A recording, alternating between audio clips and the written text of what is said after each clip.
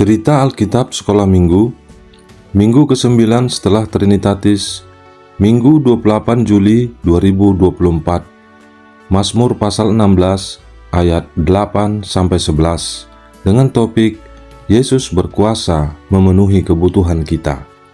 Adik-adik sekolah minggu yang dikasihi Tuhan Yesus, marilah kita berdoa memohon kasih karunia Tuhan.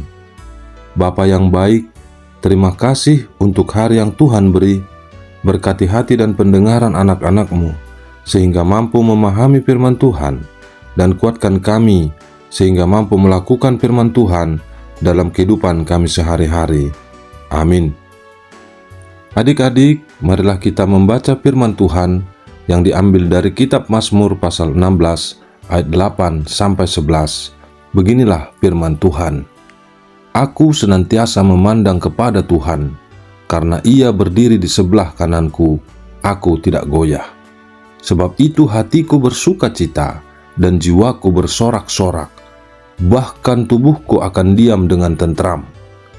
Sebab Engkau tidak menyerahkan aku ke dunia orang mati, dan tidak membiarkan orang kudus-Mu melihat kebinasaan. Engkau memberitahukan kepadaku jalan kehidupan, di hadapan-Mu ada sukacita berlimpah-limpah, di tangan kanan-Mu ada nikmat senantiasa. Demikian pembacaan firman Tuhan. Adik-adik yang dikasihi Tuhan Yesus Kristus, firman Tuhan saat ini adalah bagian dari kitab Mazmur dalam Perjanjian Lama yang diyakini ditulis oleh Raja Daud. Daud sebagai seorang raja dan seorang yang sangat dekat dengan Allah, seringkali mencurahkan hatinya dalam bentuk mazmur atau nyanyian, mengungkapkan kepercayaannya kepada Tuhan sekalipun dalam situasi yang penuh tantangan. Adik-adik, Daud sangat mengasihi Tuhan dan selalu percaya bahwa Tuhan ada bersamanya, bahkan saat dia mengalami masalah besar. Mari kita lihat apa yang Daud katakan dan bagaimana kita juga bisa merasa bahwa Tuhan selalu bersama kita. Di ayat 8, Daud mengatakan bahwa dia selalu melihat Tuhan di depannya. Ini artinya Daud selalu ingat bahwa Tuhan ada bersamanya setiap saat. Misalnya saat adik-adik sedang belajar atau bermain atau dimanapun, ingatlah bahwa Tuhan juga ada di sana bersama adik-adik. Dan di ayat ke-9 Daud berkata, Tuhan selalu bersamanya, hatinya jadi bersukacita dan dia merasa aman.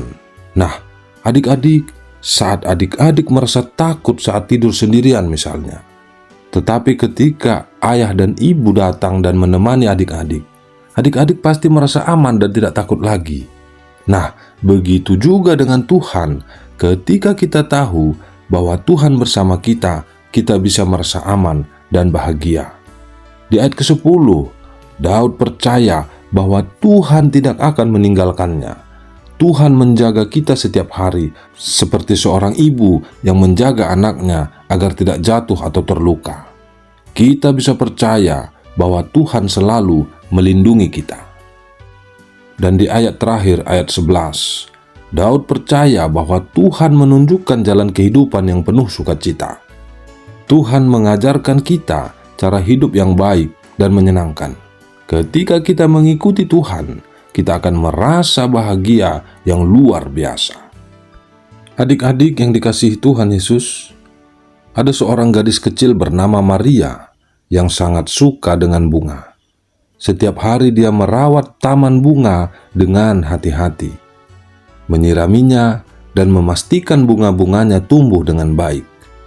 Namun, suatu hari musim panas yang sangat panas datang, dan air di sekitar rumah Maria mulai habis. Maria mulai merasa khawatir karena air tidak ada lagi. Bunga-bunganya akan layu dan mati. Maria pun berdoa, Tuhan Yesus, aku sangat mencintai bunga-bungaku. Tolonglah aku supaya mereka bisa hidup meskipun air sedang sulit didapat. Setelah berdoa, Maria merasa lebih tenang. Keesokan harinya, Maria terkejut saat melihat bahwa bunga-bunganya tetap segar dan mekar, meskipun dia tidak menyiramnya.